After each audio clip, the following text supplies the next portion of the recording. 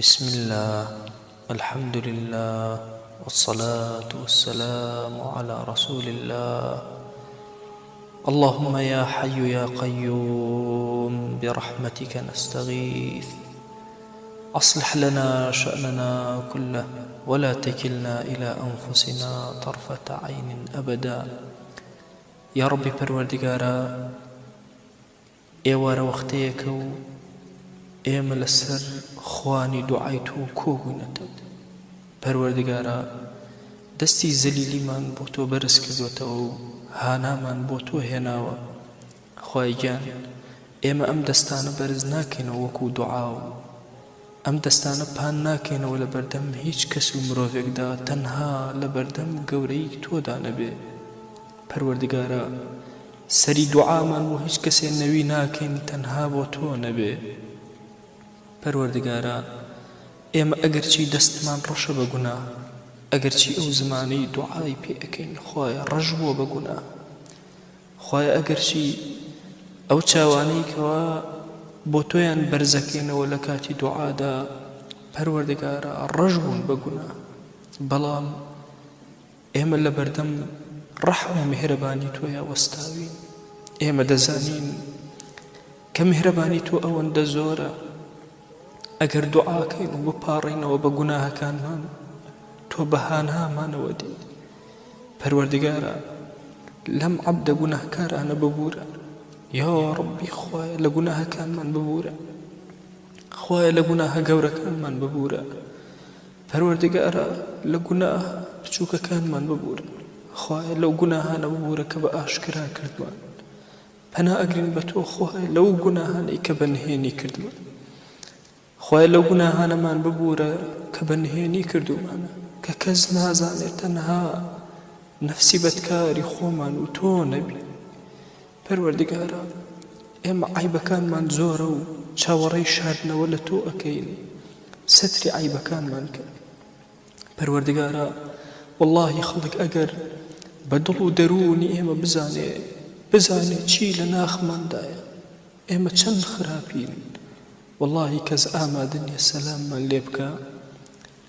پەروەردگارە ئێمە عەبدانێکی زۆر گوناهکار و خەجاڵەت، بەڵام لە بەردەم خوایەکی میهرەبانە داوا ئەکەین دوعاکانمان قبوڵ بکە. خوای گیان دەرگاکانی خەیر بەسەرمان ئاواڵا بکە، هیممەتمان بۆ خزمەتی دین زیاتر بکە. خوای گیان ئێمە کەم تەرخەمیمان زۆر بووە لە خزمەتکردنی پەیامی شیرینی تۆدا، خودایە چاوەڕوانی عەفو لە تۆ ئەکەین، داوای کۆمەک و یارمەتی لە تۆ ئەکەین. خودایە هێمنی و ئارامی بەسەر دڵ و دەروونمانە ببارێنە، خودایە هێمنی و ئارامی بەسەر دڵ و دەروونمانە ببارێنە، خودایە هێمنی و ئارامی بەسەر ماڵەکانمانە ببارێنە، خودایە هێمنی بەسەر وڵات و نیشتیمانمانە ببارێنە. پەروەردگارە هێمنی و ئارامی بەسەر گۆڕەکانمانە ببارێنە. خوای گیان لە گوناهی دایک و باوکمان ببوورە، لە گوناهی براو خوشەکانمان ببوورە، لە گوناهی خۆشەویست و هاوڵەکانمان ببوورە. یا ڕەبی خوایە لە گوناهی دراوسێکانمان ببوورە، خوایە لە گوناهی ئەو کەسانە ببوورە کە حەق و مافێکیان بەسەر ئێمەوە هەیە. خوای گیان ئێمە ئەگەرچی دەورمان تەنراوە بە گوناه، بەڵام دڵمان هەمیشە پەیوەست بووە بە ڕەحمی تۆ. دەی پەروەردگارە ئێمە چاوەڕوانی ڕەحمی تۆ ئەکەین، ڕەحم بەسەرمانە ببارێنە. خوایە ئەگەرچی ئێمە زمانمان کولە بۆ دوعاکردن، ئەگەرچی زمانمان کولە بۆ ثەنای تۆ، بەڵام بەم زمانە کولەوە و بەم بێوشەیەوە خوایە داوای میهرەبانی لە تۆ ئەکەین، میهرەبانی بەسەرمانە ببارێنە، میهرەبانی بەسەرمانە ببارێنە. خوای گیان ئاسمان بەرەکاتی خۆی بەسەر وڵاتمانە ببارێنێ.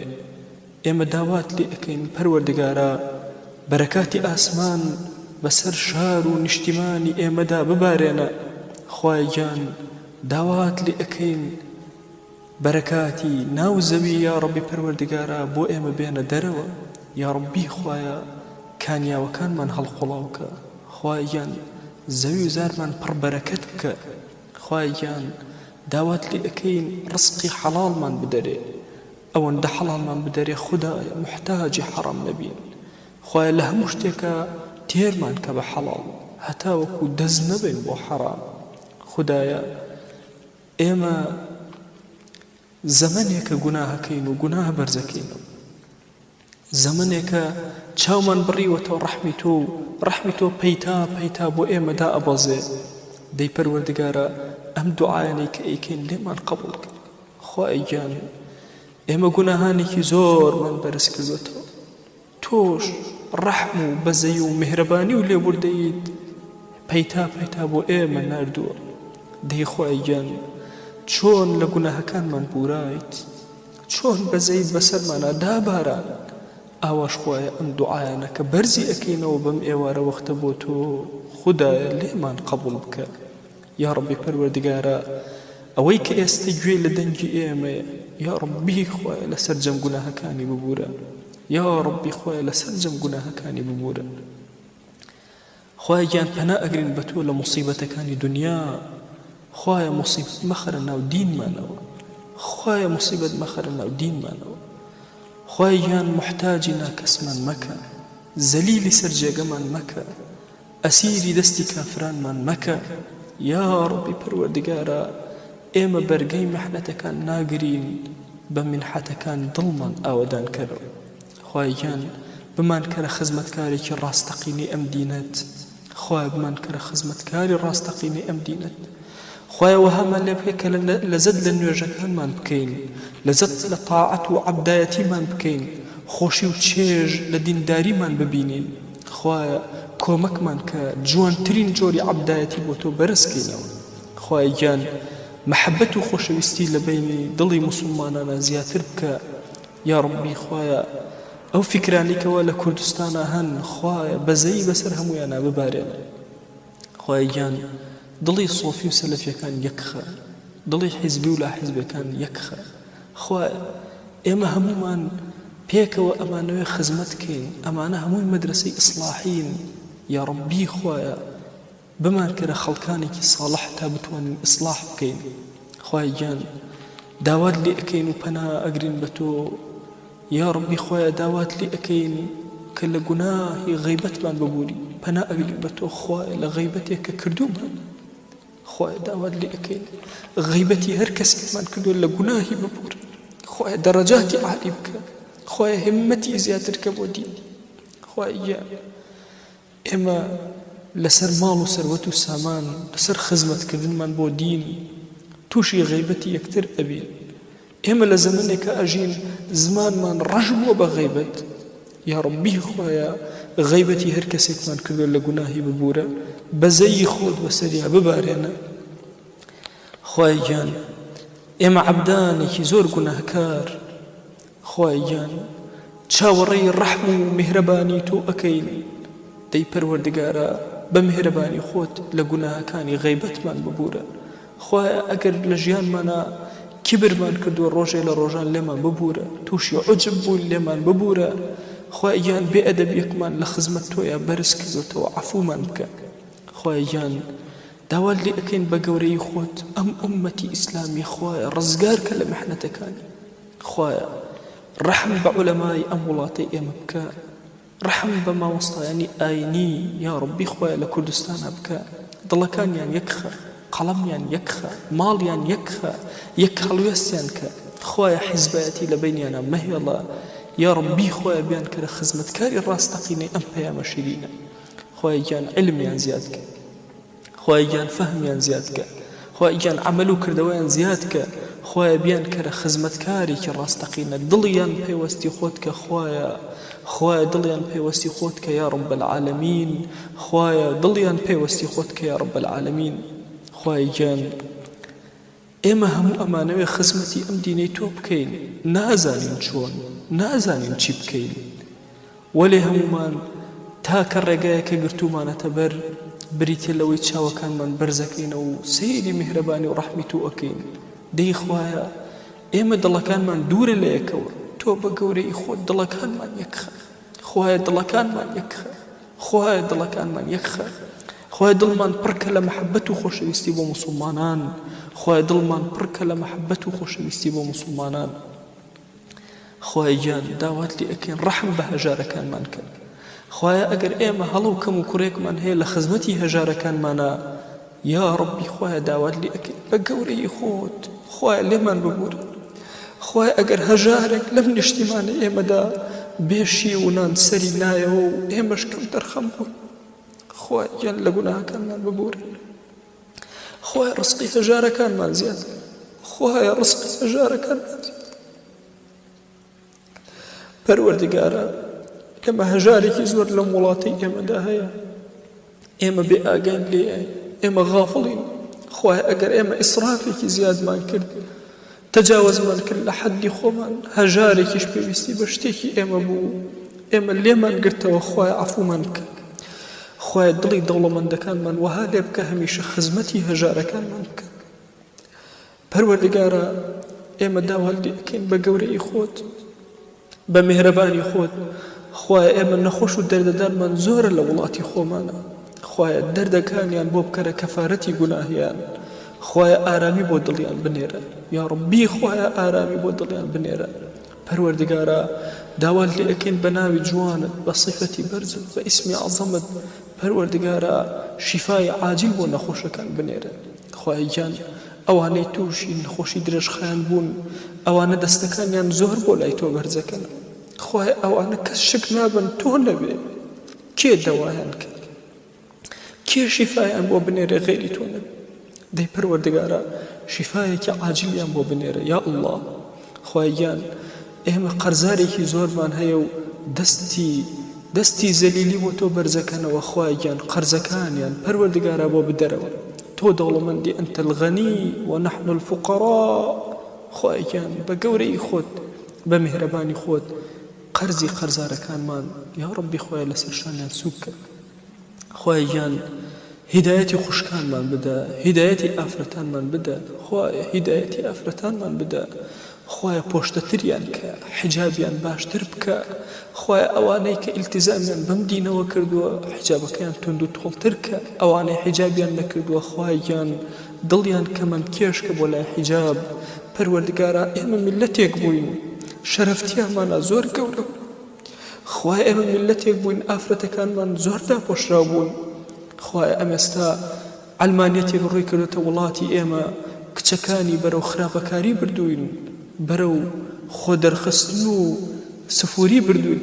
دەی پەروەردگارە بە گەورەی خۆت هیدایەتی دڵەکانیان بدە و پۆشتیان بکە خوای هیدایەتی گەنجەکانمان بدە عاقبەتی پیرەکانمان بەخێر بگێڕە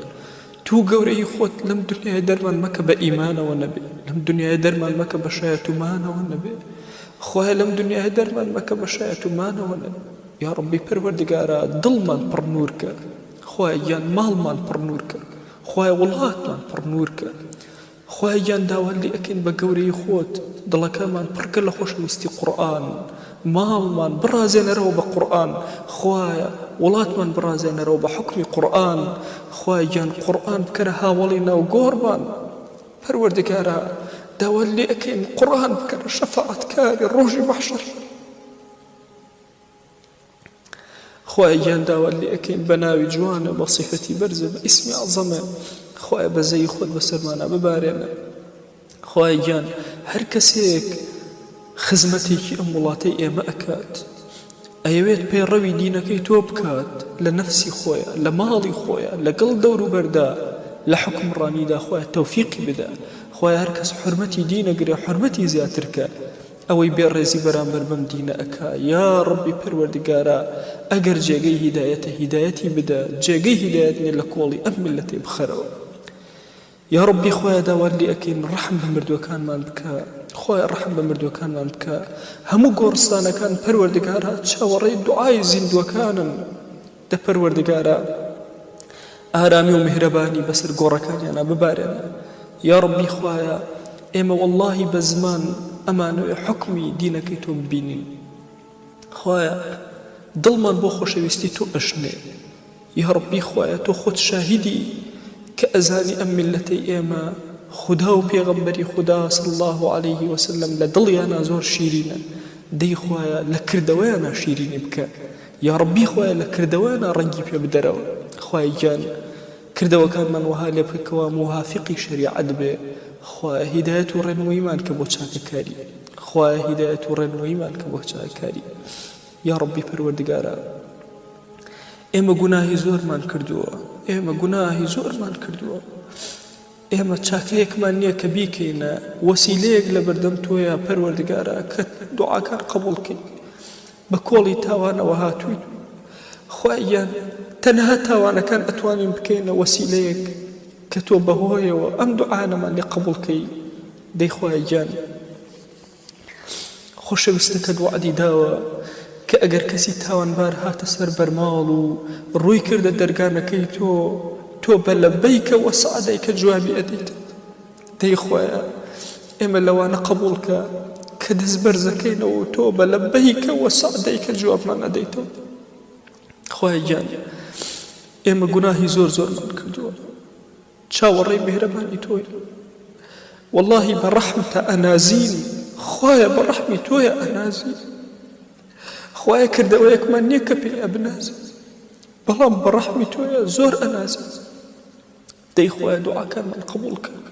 خوایە دوعاکانمان قبوڵکە خوایە ئەم دوعانەی کە بەرزمان کردەوە بۆ تۆ لێمان قبوڵکە تو گەورەی خۆت پەنامان بدە لە ڕیا پەنامان بدە لە تەکەبور پەنامان بدە لە عوجب یا ڕەبی پەروەردگارە پەنا ئەگرین بە تۆ لە عاقبەتی خراپ پەنا ئەگرین بە تۆ لە عاقبەتی خراپ پەنا ئەگرین بە تۆ لە عاقبەتی خراپ خوای گیان خەڵکێکی زۆر دەست بەرزەکاتەوە منداڵی نابێ و چاوەڕێی ڕەحم و بەزەی تۆ ئەکا زۆر تەقەدراوە لە دەرگای دکتۆرێک وەڵامێک نەبوو ئەمما دەرگاکەی تۆ بۆ کەس دا ناخر دەخوایە لەوانیشی دامەخ خوایە زۆر کەسی کە مصیبەتی توش بوو ناڕەحەت بووە یا ڕەبی خوایە تەقەی لە زۆر دەرگادا دەرگاکان بەڕووی هەداخرا ئەما دەرگای تۆ داناخرێ دەرگا بەسەر ئەم عەبدانشە دامەخە یا ڕەبی خوایە گیان ئێمە کۆڵێک زیاتر لە کۆڵێک بارێک ڕەشی و ناشیرین لە دڵمانە کۆبووەتەوە بەڵام ئەزانین کە گەورەی و ڕەحمی تۆ دڵەکان ئەشوە خوای دڵەکانمان بشۆ بە نووری ئیمان خوای دڵەکانمان بشۆ بە ئاوی میهرەبانی خوایە ئەو دڵانەمان پڕکە لە ئارامی و ئاسایش خوایان هەر چۆن ماڵەکانمان پڕکە لە ئارامی و ئاسایش آمين آمين والحمد لله رب العالمين